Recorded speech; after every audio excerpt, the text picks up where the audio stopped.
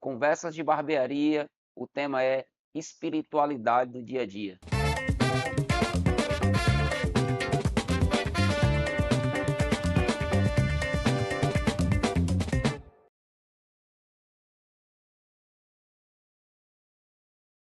E aí, meus amigos, mais uma vez estamos aqui para um episódio daqueles para pegar fogo e para a gente conversar. Eu queria aí, pedir a vocês a colaboração, sabendo que se você não aperta no sininho, se você não se inscreve, não comenta e não compartilha, o YouTube ele não vai entregar nada. Então, me ajuda aí, compartilha, que você vai estar fortalecendo o canal e ajudando demais a gente. Lembrando que o Pode Barbear, Conversa de Barbearia, nessa nova temporada, tem o apoio da Lei Complementar 195 de 2022, a Lei Paulo Gustavo, através da Secretaria de Turismo e Cultura de Caucaia.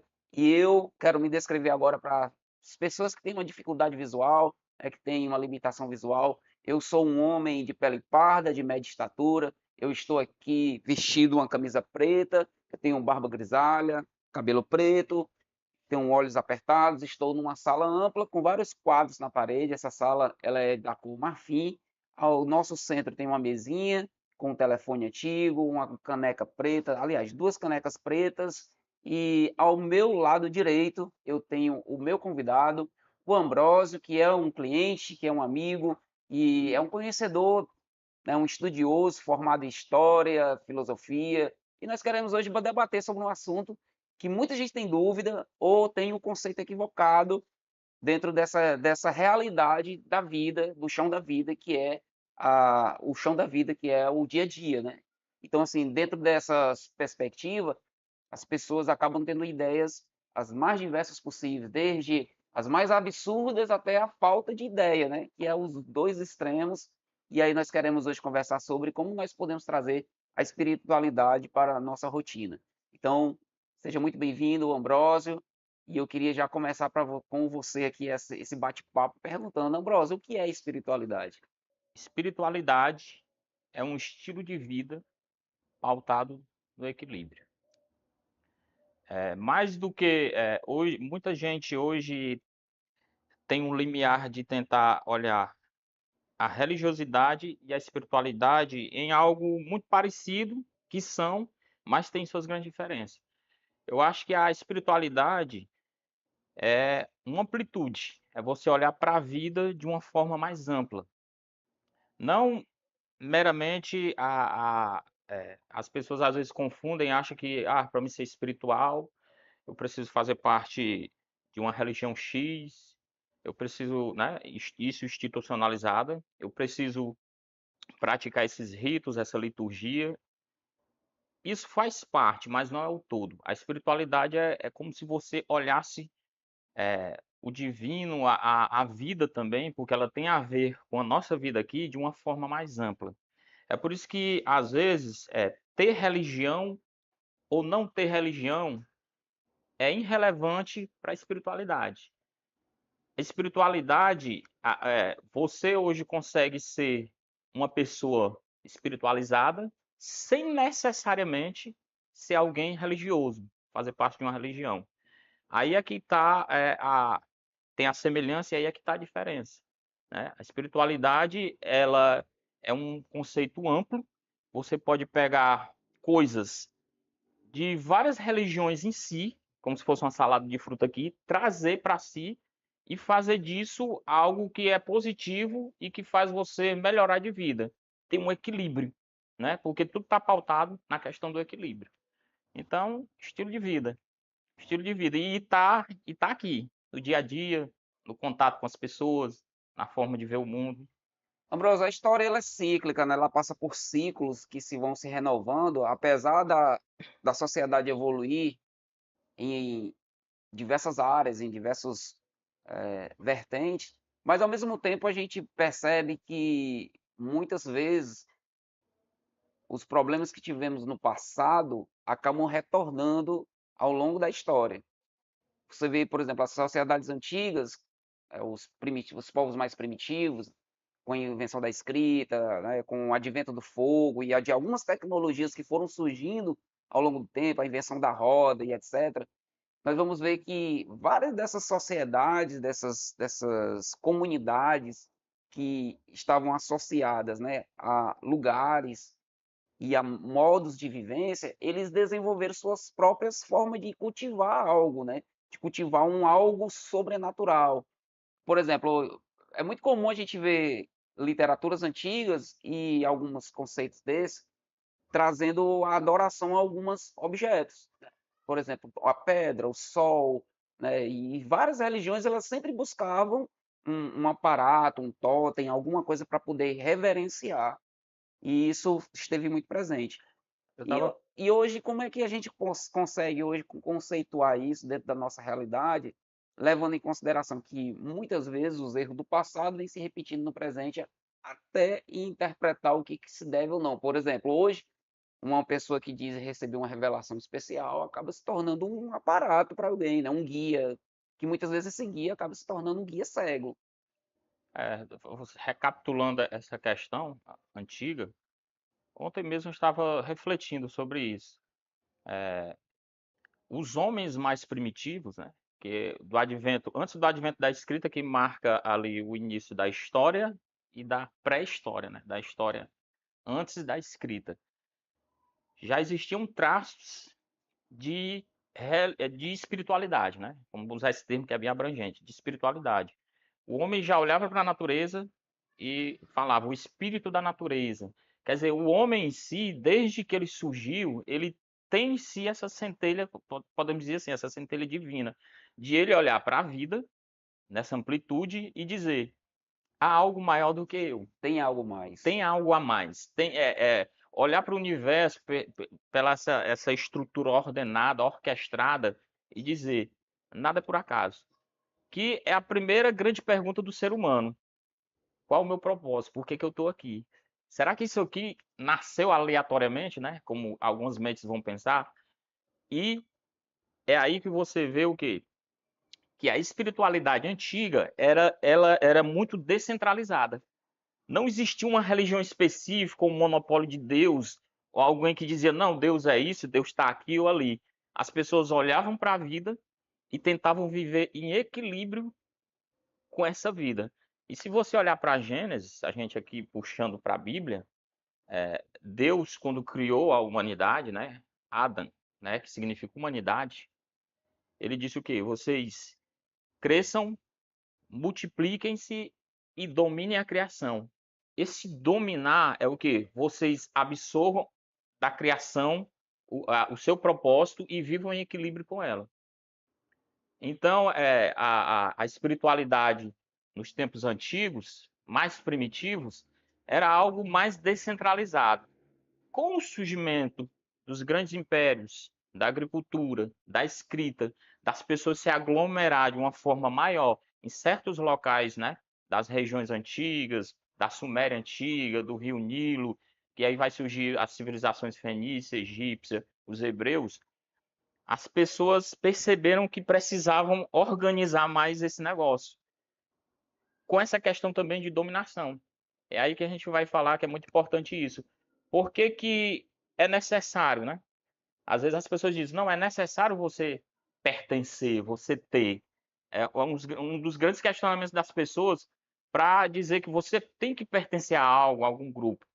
Só que hoje, no século XXI, as coisas estão novamente revertendo. As pessoas estão olhando para a vida, né? E muitos, não só eu como você, muitas das pessoas dizem: para mim ter Deus, equilíbrio, para mim ter minhas meditações, eu não preciso necessariamente, não que isso seja errado ou a gente milite contra isso, não. Eu não preciso necessariamente ter uma religião em si, né? Eu preciso ter um autoconhecimento, me encaixar, saber quem eu sou, minhas limitações. E a espiritualidade está muito relacionada a isso. Tu falou sobre a questão da criação e eu queria rebobinar e aprofundar um pouco isso.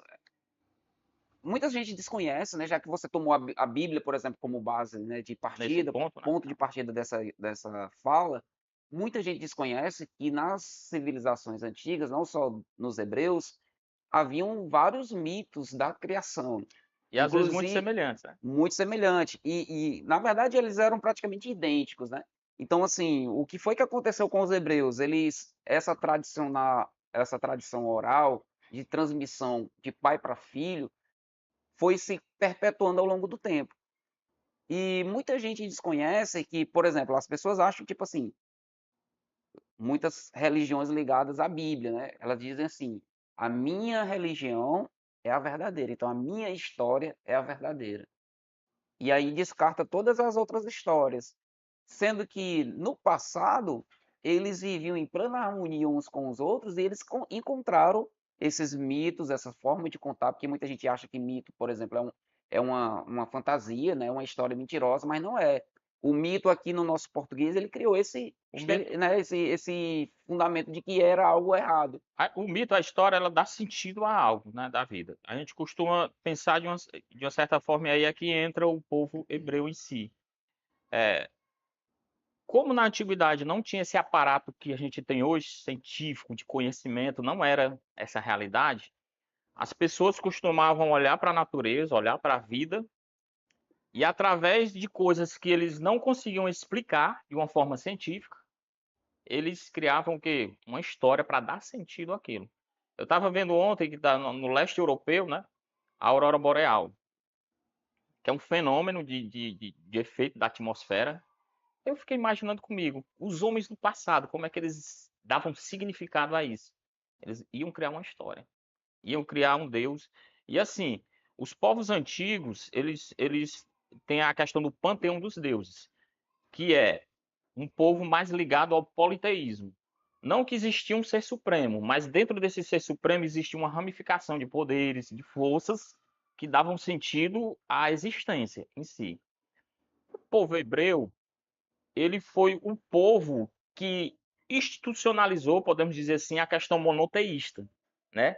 De que existiam muitos fenômenos, existiam muitas manifestações, mas tudo vinha de uma Proveni unidade única. Proveniente de É. somente um Só único que Deus. às vezes as pessoas pensam, o monoteísmo é algo exclusivo do povo hebreu? Não necessariamente. Os povos antigos, os sumérios, eles tinham a ideia do monoteísmo. Eles já tinham essa ideia. Por que que isso foi atribuído ao povo hebreu? Porque como Abraão saiu daquela parentela, ali que era um dos sumérios, da cidade de Ur, que era a Suméria antiga, e ele se juntou, saiu dali e, e fez o que Deus, Deus disse, vai, segue, né? Abraão, por que que ele é conhecido como pai da fé? Porque ele institucionalizou essa ideia monoteísta. Ele criou um povo, uma nação, e baseou essa nação em regras, em leis, em uma constituição, mais pautada em quê? No monoteísmo. Enquanto os fenícios, os egípcios, os persas, os babilônicos tinham a ideia de um Deus mais descentralizado, né, de um Deus que se ramificava em deuses, em semideuses, o povo hebreu institucionalizou a ideia monoteísta, que já existia, mas não era uma ideia de um povo originário assim que deu expansão. Isso vai começar com o povo hebreu. Por isso que você vê que Noé não foi Noé veio antes de Abraão. Por que que Noé não foi considerado o pai da fé? E ele já tinha a ideia monoteísta, porque ele não criou uma nação baseada dentro dessa ideia monoteísta. Quem fez isso foi Abraão. Por isso que É, ele foi lembrando que considerado, também essa ideia do dilúvio, ela está presente em várias tá? A epopeia, né? A literaturas, epopeia de Gilgamesh, ela já fala do grande. Gilgamesh, e É, existem várias outras vertentes, né, de histórias que trazem consigo essa ideia de dilúvio, da vou criação, até falar em plágio, né? do- Que da, eles acham que o dilúvio é um plágio desse é, texto da mas epopeia, não né? é plágio, é É, apenas uma forma que aquele povo encontrou não, de contar uma história, né? e as percepções que os povos tinham dessa mesma ideia, por exemplo, a gente tem uma ideia de uma grande inundação, o Uhum. dilúvio foi uma grande inundação que exterminou uma boa parte da população. A gente pode contar essa mesma história em momentos diferentes da história, mas que são bem semelhantes. É, Mas não é que ninguém tenha copiado, são ideias que já existiam no e até povo porque antigo. os povos, eles eram nômades, né? Então, assim, raramente um povo se fixava numa terra, porque eles estavam em busca o quê? De água, de É, produção, de cultivo. E aí, quando uma coisa se esvaía aqui, eles iam para um outro lugar e acabavam essas histórias se conectando se conectando, com outras justamente. sociedades, com outras E culturas. às vezes com uma pitada de diferença em alguns espaços, por quê? Porque a gente também coloca no que a gente escreve ou traduz a nossa A cultura, nossa a nossa personalidade, forma né? de ver o mundo, a nossa forma. Isso. É por isso que eu sempre costumo dizer: não existe uma religião unicamente pura. que ela nunca tem absorvido nada de outras Influências de culturas, de outras. influência. Sempre tem, porque o ser humano é assim. Quando o povo de Israel viveu na Babilônia, ele absorveu muita da cultura babilônica. Claro, O claro. aramaico surgiu e outras E expressões. essas ideias que as pessoas hoje têm, por exemplo, quando você fala sobre trindade, né? Se você fala sobre trindade, não existe um fundamento no povo hebreu, dentro da literatura hebraica, dando a ideia da Não, trindade. A ideia da trindade ela só vai vai nascer surgir depois, de acordo com a influência grega, né? Porque justamente. existia Aristóteles e Platão, que eles tinham essa dualidade entre eles, porque Platão era alguém que acreditava mais no dualismo, né? Com Algo, certeza. o homem E como da sendo cultura grego-romana? bipartido, né? E já Aristóteles ele tinha essa ideia do tripartido, né? Que era alma, espírito e corpo, né? Pronto, pronto. E na ideia grego-romana, que às vezes a pessoa lê a Bíblia, mas você tem que ter uma ideia de como era a filosofia daquela época onde a Bíblia foi escrita. Essa ideia também de um Deus trino, dessa repartição, está presente na cultura helenística, que é aquela cultura que os romanos absorveram dos gregos. Os gregos foram vencidos pelos romanos, mas os romanos absorveram todo o conhecimento de cultura, de povo, de democracia, de De arquitetura religião. dos gregos. Aí eles vão chamar isso de cultura helenística, e a filosofia está incluído nisso. Aí você vai ver muitos textos que, por exemplo, o próprio Paulo, que tinha conhecimento da cultura dos hebreus, da cultura, né, de Israel e da cultura da filosofia também de Platão e Aristóteles. Quando ele fala aquele texto lá, ó, eu vejo a realidade como um espelho, né? O espelho naquela época era turvo. Mas um dia essa realidade eu verei ela plena, face a face como ela é. Platão, ele dizia que esse mundo nosso é um mundo imperfeito, não é o mundo das formas perfeitas. Você vê a influência da filosofia de Platão, da ideia de que o nosso mundo ele é deturpado, as pessoas não são perfeitas aqui, ele é um mundo E até que porque ele nesse período de Paulo era um mundo, vamos dizer assim, um mundo conhecido e globalizado, é, né?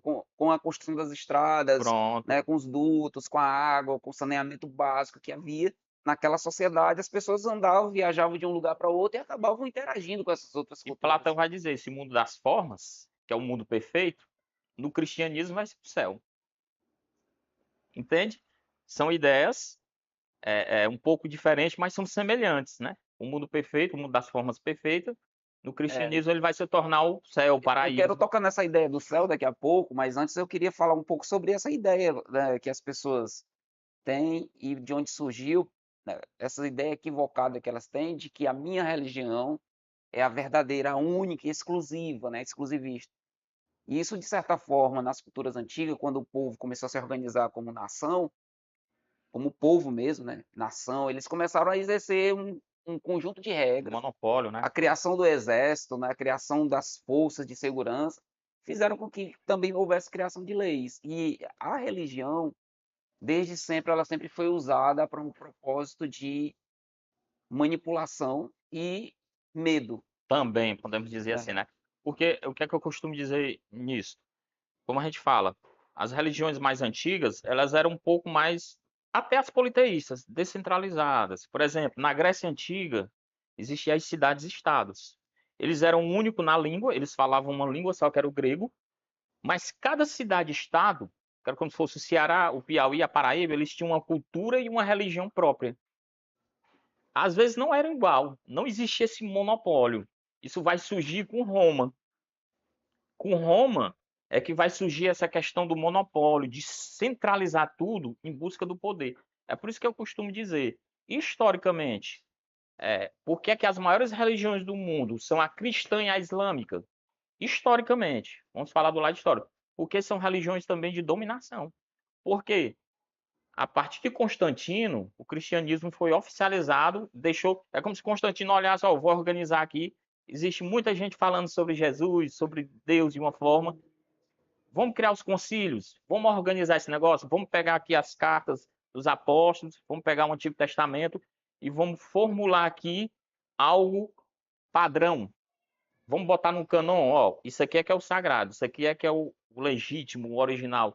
Daí vai começar essa questão de olhar para a espiritualidade de todo mundo, centrar isso numa coisa que vai ser isso aqui que vai nos religar com Deus, porque religião significa religação. Então, Constantino fez isso a partir do terceiro século, 300 anos depois de Cristo. Só que a forma de pensar em Cristo e a forma de pensar sobre o divino era diversa. Só que houve essa organização. Por um É, lado o quê? Tem um lado político, né? essa Político organização na ela história. vem surgindo com Roma, como você falou, porém, rebobinando um pouquinho antes, a gente vê que as cidades-estados, os sumérios, o Egito antigo, com seus faraós, que eram considerados como deuses, é, apesar de ter essas diversidades, essa pluralidade de religiões, ainda assim a gente vê que em dados momentos, quando eles principalmente eram atacados, ou eles precisavam invadir um território novo para poder conquistar e extrair os recursos naturais que tinham aquele território, por exemplo, muitos territórios eram invadidos para adquirir madeira para construção, que no nosso território não tinha Matéria-prima, né? Expansão. matéria-prima, né, ferro, bronze para confeccionar materiais de guerra. A ideia de E aí, expansão, né? Imperialismo, né? exato, essa ideia de expansão fez com que a religião fosse usada exatamente para poder libertar o povo, né? Com a ideia de libertação. E Mas na verdade, controle, né? assim, Também. com aquela ideia de, tipo assim, do paraíso ou da terra prometida, É, que era no caso, por exemplo, controle. dos hebreus, né? Os hebreus saíram do Egito e foram para a terra prometida. E aí hoje, tudo isso que é pegue desse passado longínquo, ele chega até nós através dessa religião institucionalizada, já com milênios de fundação e de ênfase, né? Com todo esse arcabouço, esse background aqui de plano de fundo, e eles acabam, de certa forma, usando isso como uma promessa de terra prometida, né? Tipo, se você vender seu carro e entregar para a nossa religião, você vai conseguir um terreno no céu, você vai conseguir a terra Pronto. Isso foi prometida. muito usado na Idade Média, né? Porque depois que o Império Romano caiu, né? Ali, a partir do quarto, quinto século, ele entra em decadência. As pessoas vão se organizar em feudos, em fazendas. Só que o clero, né? A igreja vai tomar a ideia, vai centralizar. É conhecido como o momento de centralização no divino, né? Os reis vão ter um papel mais figurativo e o teocentrismo, né, através do representante maior, que era a igreja, vai dominar as mentes. Aí é que nem você falou, da onde é que surge essa ideia de controle? Porque a religião também, ela tem o lado do controle, de controlar. Eu tenho que fazer um grupo de pessoas, uma massa de pessoas a pensar de forma unânime. E se você vê na história, nunca na história da humanidade as pessoas pensaram iguais, de maneira unânime. Sempre houve revoltas, sempre houve, na época dos concílios, houve Pelágio e outros bispos da igreja que pensavam sobre trindade, pecado original de forma diferente e foram conhecidos como herege, porque eles não estavam na panela maior, então eles foram excluídos. Mas você olha bem, sempre vai ter alguém pensando diferente, olhando para outro ponto de vista, o senso crítico, né? É por isso que hoje as pessoas que têm esse senso crítico mais aguçado, é muito difícil elas permanecer numa religião organizada, porque sempre elas vão querer mudar, vão querer fazer e vai ter aquele controle, vai ter aquela forma de pensar na verdade, mas a verdade é isso aqui, é absoluta, é dessa forma. Só que o cara, não, mas eu não vejo bem assim, né? Aí é que vai surgir as diversificações também de igrejas, de religião, né, de espiritualidade, podemos dizer, num sentido amplo, mas é daí que começou, viu? Essa ideia de houve o controle e as Você vê que pessoas. ao longo da história da humanidade sempre tem essa ideia da institucionalização da fé, vamos dizer assim. É, o monopólio Constantino, das ideias, o monopólio das ideias também. Constantino vem, ele organiza, né, ele pega assim, Cria a porque Bíblia. assim as pessoas, aí só para rebobinar, as pessoas não têm aquela ideia de que haviam dentro do cristianismo, principalmente o cristianismo pós Jesus Cristo, né, pós Messias, havia vários lugares que as pessoas se reuniam em nome de Jesus, né, tipo Éfeso, Corinto, e inclusive Roma. Então, assim, as pessoas não sabem que aquele pessoal que se reunia em Roma começou a chamar atenção, de certa forma, porque eles cresceram tanto na adoração a um único Deus, um Deus invisível, né? E aí não se coadunava com as religiões pagãs lá de Roma, e aí, de certa forma isso chamou atenção. E aí, quando Constantino tem a mãe dele curada, ele diz: Ah, então agora É, ele era o imperador, ele tinha caneta, ele diz: agora vai ser a religião oficial do Estado de Roma, ou seja, do Império é. Romano. A história diz que ele lutou numa guerra e ele viu uma cruz e por esse símbolo nós venceremos, né? Uhum. mas a história oficial também fala que ele só se converteu realmente ao cristianismo e deixou de ser pagão já quase no leito de morte. Quer dizer, na realidade, Constantino era, além de estadista, um imperador. Então ele via na religião algo positivo que pudesse contribuir para a unificação de Roma, que estava em decadência. Né? As pessoas achando ruim ou não, a religião tem esse poder. Eu vou unir pessoas em torno dessa ideia, né? E vou, que nem disse, vocês têm que seguir isso porque está aqui o paraíso, porque está aqui Deus, está aqui o castigo. É uma coisa que a gente conversou há muito tempo atrás, na época que estava com aquele projeto Igreja na Rua e tudo, eu nunca esqueci disso. Que as pessoas, é mais fácil as pessoas obedecer pelo medo e pela culpa do que pela autoconsciência, né? E se você analisar bem, Ferreira, a espiritualidade ela tem muito a ver com a autoconsciência, se conhecer, saber os seus limites, saber o que está dando certo, o que está dando errado. Isso eu acho que faz com que a gente tenha uma mente muito mais abrangente, porque eu acho muito pequeno a pessoa achar que, cara, eu tenho que estar aqui, às vezes eu não concordo com tudo aqui, mas se eu não estiver aqui, Deus vai me castigar, ou eu vou ser condenado. Então a pessoa está mais submetida a uma vontade superior pelo medo, pela culpa, do que por dizer, eu estou aqui, eu estou agindo assim porque eu me sinto bem, porque eu estou bem, porque isso me faz contribuir para um mundo melhor. Então, eu acho que é muito do que falta em muitas pessoas religiosas, olhar para essa espiritualidade de uma forma mais abrangente, né? E a gente observa que as pessoas, elas acabam repetindo ciclos, né? Repetindo. Então, elas acabam, de certa forma, não se libertando mentalmente, elas colocam-se dentro de uma prisão institucional, religiosa e litúrgica, por achar que se ela fizer algo diferente, por exemplo, eu estou aqui, vamos usar esse exemplo, eu estou aqui hoje à noite, domingo, na igreja, louvando, engrandecendo, estou santo. Amanhã eu estou lá na empresa dando calote para meus amigos, eu estou profano. Com Ou certeza. seja, as pessoas não têm essa consciência de que não importa ela atender somente uma demanda da religião, ela precisa atender uma demanda interna do ser humano, de Da ele vida, né? evoluir da vida. Porque a vida é assim, plantou, colheu. Então, se você planta coisas boas, você vai colher coisas boas, é natural. É por isso que a gente pode falar dessa questão dos exemplos práticos. A espiritualidade, ela dá muito mais amplitude, você olhar para a vida com amplitude, dizendo assim, o que eu faço no dia a dia, no meu trabalho, na minha vida pública, na minha vida política, no meu dia a dia, com a minha família, tudo contribui ali naquelas pessoas que me cercam. Se eu tiver uma vida pautada no equilíbrio, com boas ações, sendo mais humanista, compreendendo, fazendo coisas boas, isso vai me aproximar muito mais de Deus, do ser divino. Eu sempre costumo dizer que às vezes as pessoas olham para a espiritualidade e até para se religar com Deus mais na vertical do que na horizontal. Tem uma palavra que diz no Novo Testamento, eu acho que é João que escreve, que ele diz assim: se você diz que conhece a Deus, que tem um entendimento de Deus, e você odeia as pessoas, você não conhece a Deus. Olha só, então conhecer a Deus está muito mais ligado ao meu estilo de vida, como eu trato as pessoas, do que com conhecimento de teologia que eu tenho, com forma de, eu sou um cara religioso, eu vou na igreja 3 vezes. Jesus falou muito nisso. E é Pessoas impressionante como se Ele usou, repete, né? Ele usou esse exemplo que as pessoas queriam, ele criticou o religioso, né? queriam Em si, né? impressionar, né, a Deus, né? Queria impressionar com as suas atitudes do dízimo, da esmola, né, cumpra os ritos, cumpra os mandamentos, enquanto que o outro ele sequer tinha coragem de olhar para aquele objeto, né? De Se colocou como pessoa, como ser humano. Eu sou falho, tem misericórdia de mim. ter misericórdia de E é mim, uma que sou coisa que a pecador, né? espiritualidade traz, Ferreira. Quando você se coloca na situação de ser humano, você deixa de ser aquele super-homem que às vezes a religião lhe traz. Eu sou santo, eu sou um cara que tem um Deus.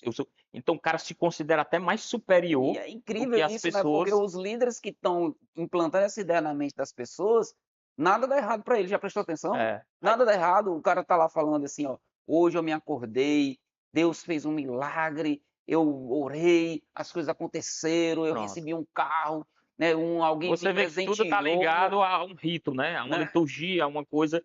Não está ligado àquela questão de ser assim.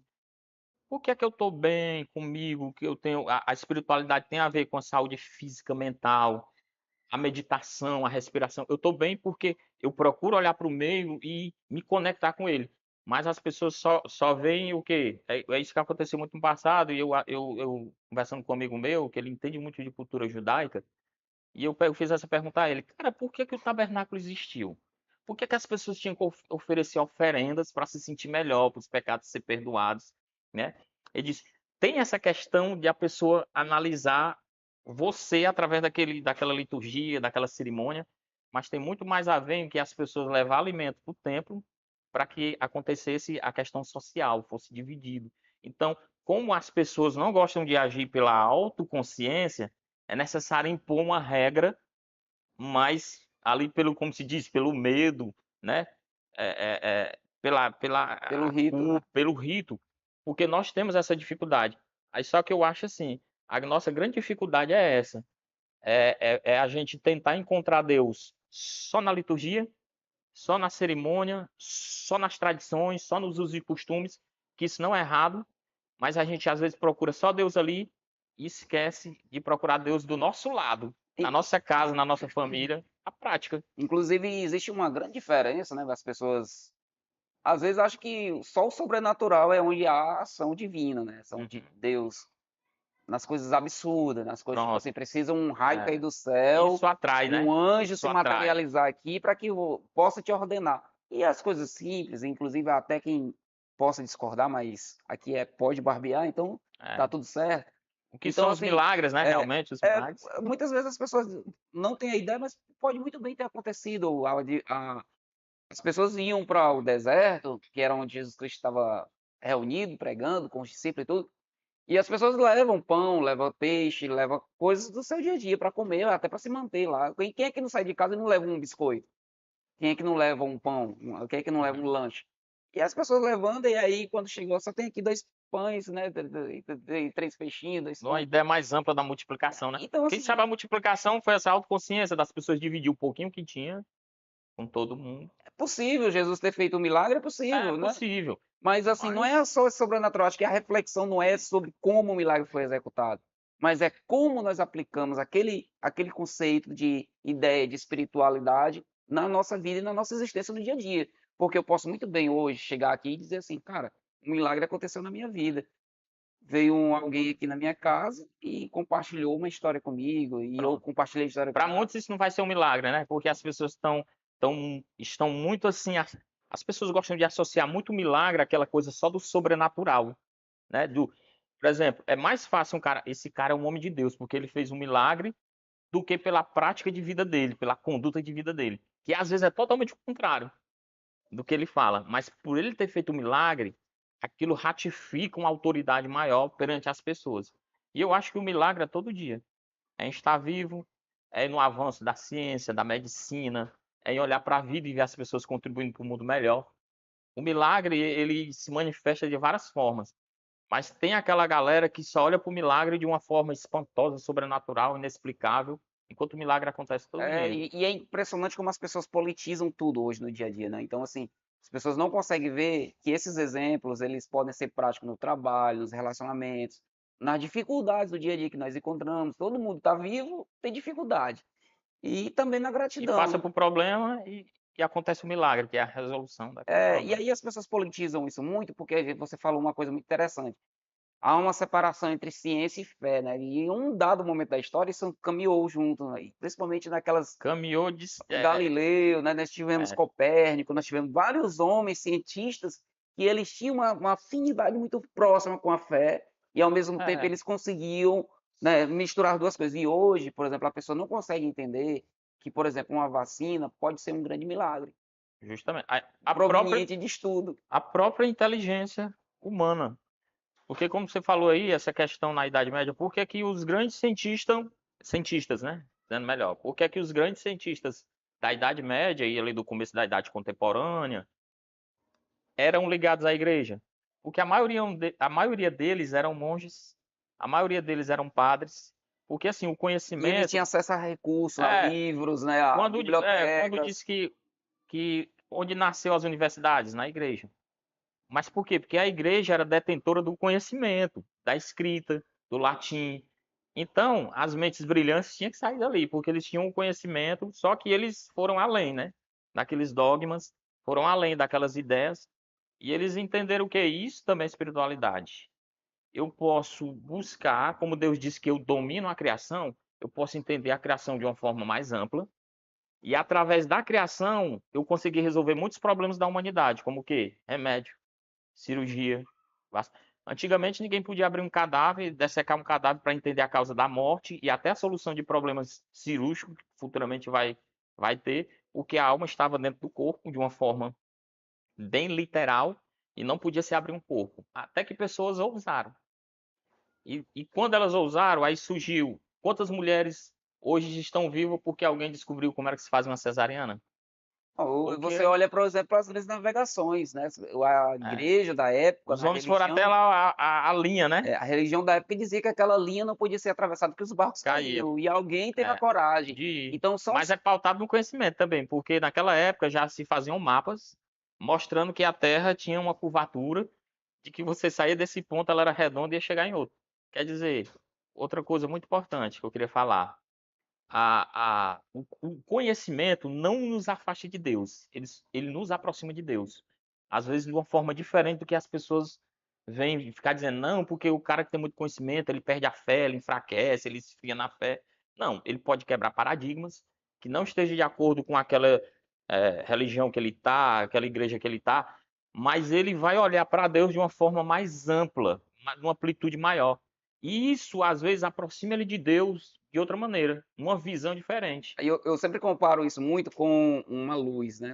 Se você coloca, por exemplo, uma escuridão, aí você coloca uma luz aqui em cima de um poste, ela vai ter um raio de claridade. Então, até a margem da luz, o restante tudo é escuro.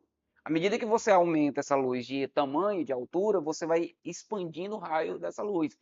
Isso é o conhecimento. Conhecimento. A mente, Quando a sua mente começa a conhecer mais, a buscar mais informação, você começa a alterar o limite da escuridão, que é a falta e de se clareza. a ciência é uma lupa que mostra a realidade de uma forma mais ampla, quanto mais eu entendo a realidade, quanto mais eu entendo como a vida funciona, estou me aproximando de Deus. Eu estou vendo como é que Deus é magnífico e grandioso. É pronto, o mito da caverna de Platão. O cara estava aqui, acorrentado, e o que ele via na parede era o reflexo de sombras de uma realidade que estava lá atrás dele.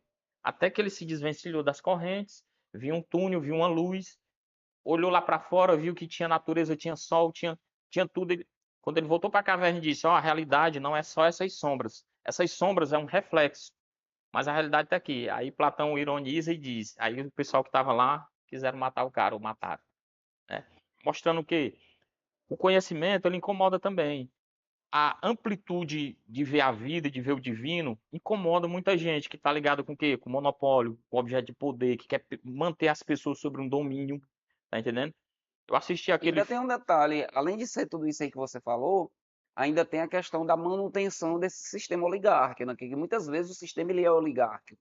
Ele Com passa de certeza, pai para filho, um né? nepotismo, né? Esse nepotismo religioso, Religioso. e ao mesmo tempo ele se sustenta através da ignorância das É, pessoas, porque ao ponto de que as pessoas eles vão sustentando esse sistema, vão. financeiramente, E como é inclusive. que você conhece no dito popular as pessoas que, assim, rapaz, eu tenho minha vida, eu sou o mesmo, eu tenho equilíbrio, eu tenho minha família, mas eu não frequento uma igreja X ou Y, desigrejado, afastado, longe de Deus, desviado.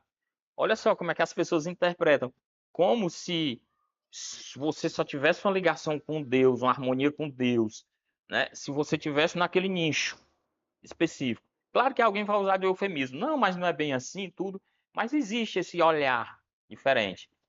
Eu tô há 7 anos, uma experiência própria, que eu não faço parte de uma denominação nenhuma. E eu sou a mesma pessoa, tenho minha família, cuido dos meus filhos, sou responsável no meu trabalho, tenho minhas responsabilidades. Claro, mudei o meu estilo de vida em algumas coisas que para mim não são pecados, né? Como tomar um vinho, como tomar uma bebida alcoólica com equilíbrio. Mas para muita gente que olha pela a lupa da religiosidade, esse cara está afastado de Deus, está longe de Deus. E eu me sinto próximo de Deus. Eu E acho eu que tenho minha.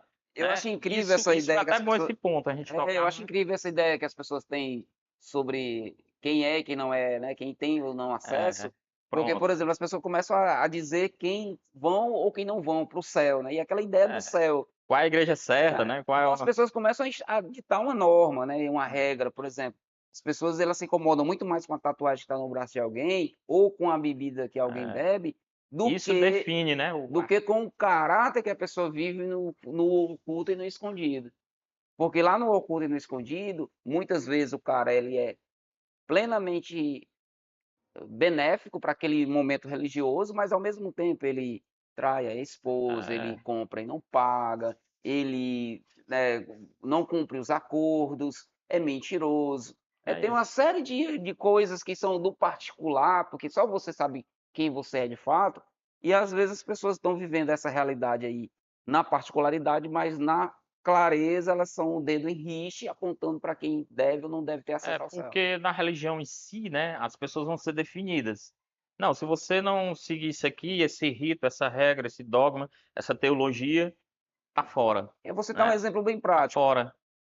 O cara critica você por tomar uma cerveja, mas ele tá com o bucho quase estourando de comer. Pronto. Demais, guloso. Quer dizer, a comida é algo que dá prazer, é uma coisa boa, mas exageradamente, ela pode trazer malefícios, como qualquer outra coisa. Por isso que a palavra pecado no original hebraico é desequilíbrio. Quer dizer, as coisas estão aí que Deus criou. O homem desequilibra a criação. Por exemplo, nós podemos justamente estar aqui tomando um vinho ou uma cerveja e nem por isso deixar de ir trabalhar amanhã das nossas responsabilidades ou se tornar um alcoólatra. É aí que tem um autoconhecimento. Se eu não sei me controlar, se eu não sei dizer a hora de parar, se eu vou exagerar, então eu tenho que me conhecer. Isso é autoconhecimento. Isso é Inclusive, espiritualidade. isso é até um fruto do espírito, espiritualidade do Só que o espírito. pessoal bota a culpa o quê? Na bebida, né? Não, porque foi a bebida que destruiu o cara. Aí eu paro para pensar. Eu conheço muita gente que bebeu, que bebe, se tornaram alcoólatra e até morreram. Mas eu conheço muita gente que bebeu a vida toda, não ficou doente por causa da bebida, nem se tornou alcoólatra por causa da bebida, nem deixou de trabalhar, nem bateu na mulher, nem deixou de ser responsável. Por quê? Então o problema é o quê? É a bebida ou é a pessoa? Ou é o modo como a pessoa se comporta? É que nem a gente falou da comida. A própria Bíblia diz que se você comer não é pecado, mas se você comer exageradamente é glutonaria.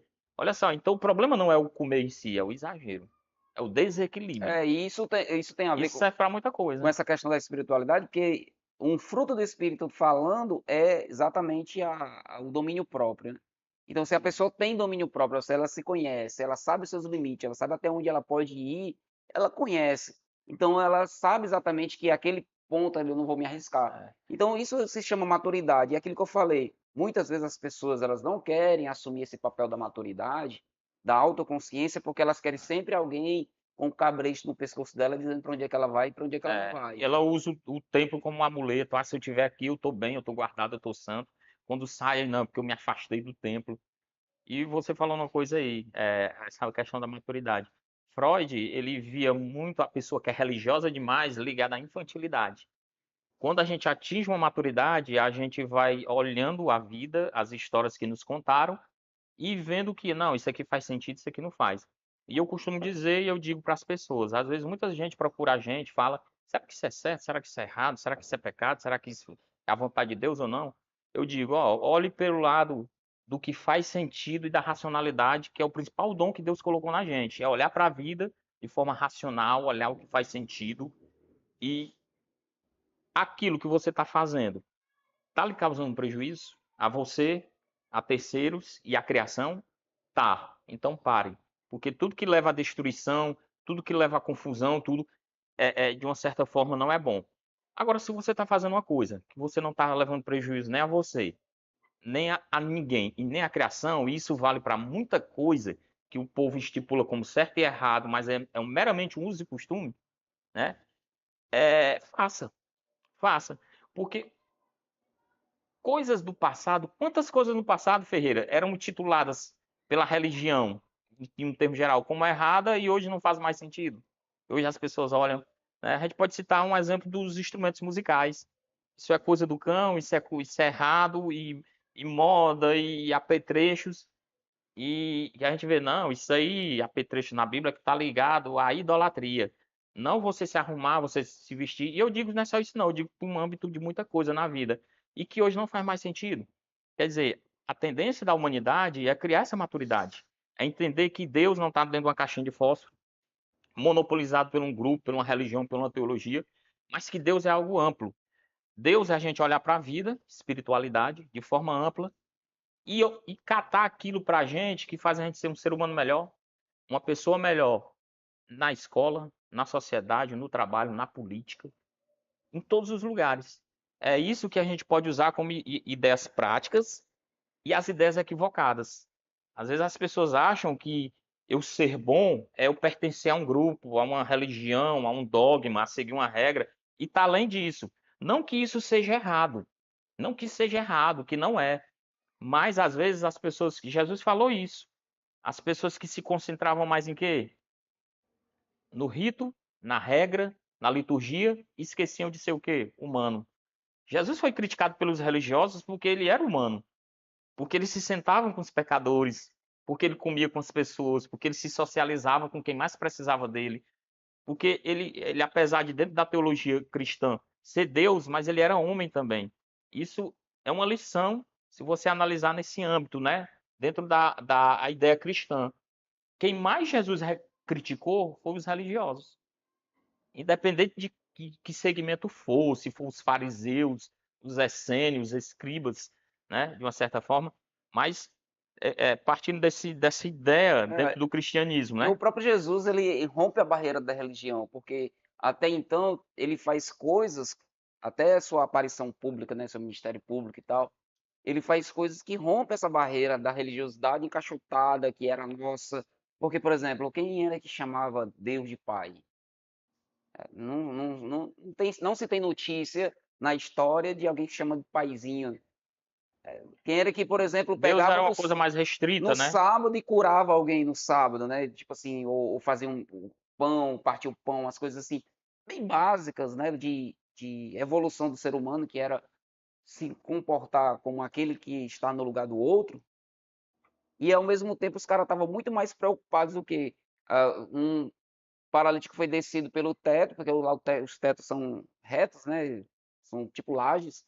E eles tiraram um buraco lá, fizeram um buraco e desceram um paralítico até o ponto dele. E os caras estavam mais preocupados pelo Com fato as regras, né? dele fazer o milagre no sábado do que com o cara que estava ali paraplégico e começou a andar, velho.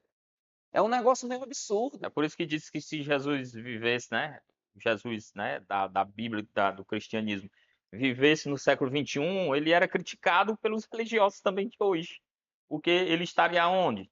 Pela ideia do que os evangelhos diz, debaixo de uma ponte, na casa de alguém, vivendo uma vida socialmente para mudar a realidade daquele local. E a forma Tá como ele, entendendo? a forma como ele agia, tipo assim, para a religião daquela época, era impossível pensar no fato de alguém, uma mulher com fluxo de sangue, ela é considerada impura. A mulher, quando ela tinha, por exemplo, quando ela estava no período menstrual, ela era afastada da cidade, Era uma regra né, que da existia, casa. né? O homem não tinha É, contato, né? O judeu não tinha contato com e a era uma mulher. regra rígida, né? Uma Que hoje já não é mais assim, né? Nem extremamente. os judeus veem Isso. assim, com essa rigidez. Mas naquela época era. Era. E Jesus se deixou ser É tocado. porque sempre existiu os religiosos que levaram tudo o quê? Ao pé da letra. Os leprosos que eram expulsos da cidade ficavam às entradas da cidade, que era para poder pedir as Pois é. esmolas, né, e tal. Viu, E Ferreira? aí o Jesus ele é atraído e ele toca em Jesus, entendeu? Então assim, são tantas situações, ele conversando com um cobrador de imposto, ele conversando com uma prostituta.